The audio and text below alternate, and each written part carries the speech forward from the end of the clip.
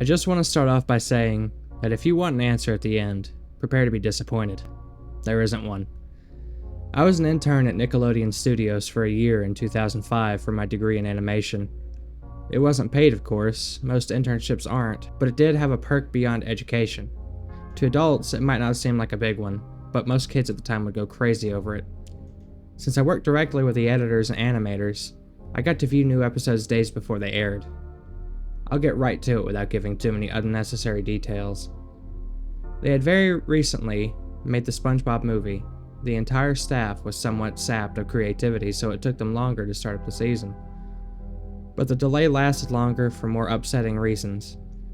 There was a problem with the Series 4 premiere that set everyone and everything back several months. Me and two other interns were in the editing room, along with the lead animators and sound editors, for the final cut of an episode. We received the copy that was supposed to be Fear of a Krabby Patty, and gathered around the screen to watch. Now, given that the final cut isn't final yet, animators often put up a mock title card at the beginning. It's sort of an inside joke with us. Oftentimes, lewd titles being used as such as How Sex Doesn't Work instead of Rock-a-Bye Bivalve, in which SpongeBob and Patrick adopt a sea scallop. Nothing particularly funny, just work-related chuckles. So when we saw the title card, Squidward Suicide, we didn't think it more than just a morbid joke. One of the other interns did a small throat laugh at it. The episode started with the happy-go-lucky music playing as normal. The story began with Squidward practicing his clarinet, hitting a few sour notes like normal. We hear SpongeBob laughing outside. Squidward stops, yelling at him to keep it down, as he has a concert that night and needs to practice. SpongeBob says okay, and goes to see Sandy with Patrick. The bubble splash screen comes up, and we see the ending of Squidward's concert. This is when things began to seem off. While playing, a few frames repeat themselves, but the sound doesn't. It's supposed to be synced with the animation, so yes, that's not common. But when Squidward stops playing, the sound finishes, as if the skip never happened.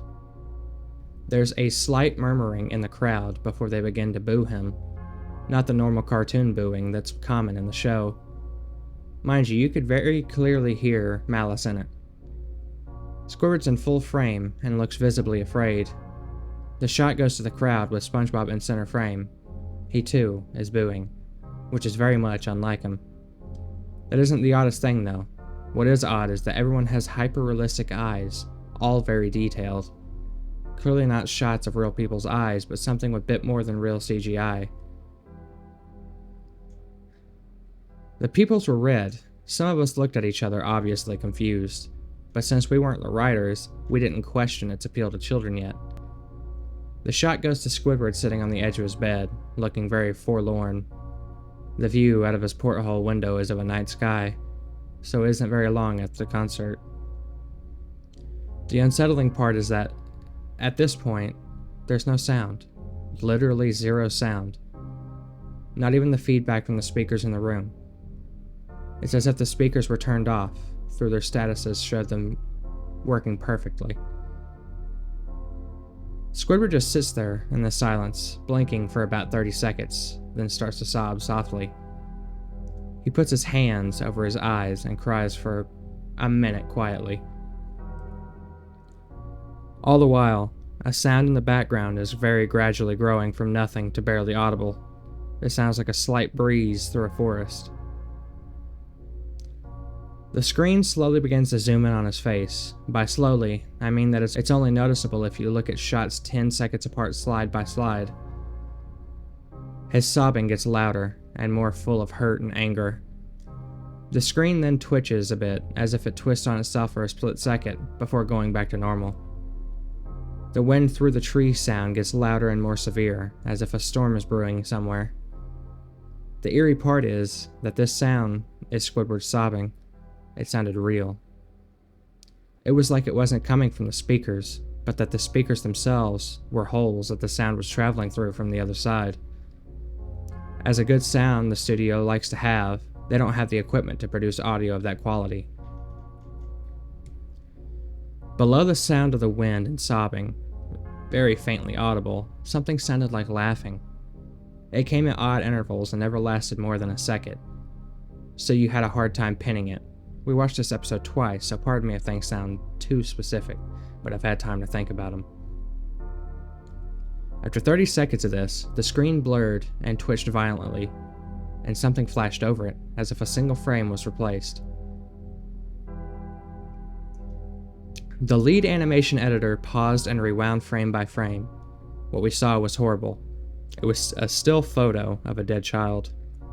He couldn't have been more than 6. His face was mangled and bloodied, one eye dangling over it popped. He was naked down to his underwear, his stomach crudely cut open and his entrails splayed out beside him. He was laying on some pavement that was probably a road. The most unsettling part is, there was a shadow of the photographer, but no crime tape, evidence tags, or markers, and the angle was completely off for a shot designed to be evidence. It would seem that they were the person responsible for the child's death.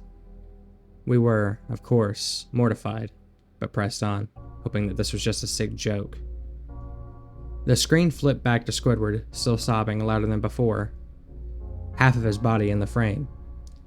There was now what appeared to be blood running down his face from his eyes. The blood was also done in hyper-realistic style, looking as if you'd get it on your fingers if you touched the screen. The wind sounded now if it was that of a gale blowing through the forest. There were even snapping sounds, like of branches. The laughing, a deep baritone lasting for longer intervals and came more frequently. After about 20 seconds, the screen again twisted and showed a single frame photo. The editor was reluctant to go back, we all were, but he knew what he had to do. This time, the photo appeared to be that of a little girl, no older than the first child. She was laying on her stomach, her barrettes and a pool of blood next to her. Her left eye was damaged in the same way as the boy, and she was naked except for her underpants. Her entrails were piled on top of her, above another crude cut along her back. Again, the body was on the street, and the photographer's shadow was visible. Very similar in size and shape to the first. I had to choke back vomit. And one intern, the only female in the room, ran out. The show resumed. About 5 seconds after the second photo played, Squidward went silent. All sound cut out, like it did when the scene started. He put his tentacles down, and his eyes were now done in hyper-realism like the others were at the beginning of the episode. They were bleeding, bloodshot, and pulsating. He just stared at the screen as if watching the viewer. After about 10 seconds, he started sobbing, this time not covering his eyes. The sound was piercing and loud. The most fear-inducing thing of all was that his sobbing was mixed with screams. Tears and blood were dripping down his face at a heavy rate. The wind sound came back, and so did the deep-voiced laughing. This time with a still photo that lasted for a good 5 frames.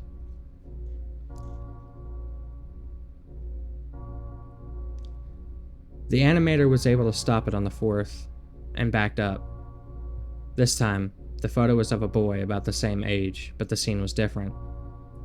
His entrails were being pulled out from his stomach by a large hand. The right eye popped and dangling, blood trickling down it. The animator proceeded. The next frame was different, but we couldn't tell how. He continued to the next image, and it was the same thing, and then he went back to the first and played them quicker, and I lost it. I vomited on the floor. The animation and sound editors were gasping at the scene. The 5 frames were not 5 different photos. They were frames from a video. We saw the hand slowly lift out the guts. We saw the kid's eyes focus on it. We even saw 2 frames of the kid beginning to blink. The lead sound editor told us to stop. He had to call the creator in to see this. Mr. Hillenberg arrived within about 15 minutes. He was confused as to why he had been called down, so the editor continued the episode. Once the next few frames were shown, all screaming and sound again stopped. Squidward was just staring at the viewer, his face taking up the full frame for about 3 minutes. The shot quickly panned out. That deep voice said, "Do it," and we saw a shotgun in Squidward's hands. He immediately put the gun in his mouth and pulls the trigger. Realistic blood and brain matter splatters on the wall behind him in his bed, and he flies back with force. The last 5 seconds of the episode show his body on the bed, on its side, one eye dangling from what's left of his head above the floor, staring blankly at it. And then the episode ends. Mr. Hillenberg was obviously angry at this. He had demanded to know what the hell was going on. Most people left the room at this point, so there's just a handful of us left to watch it again.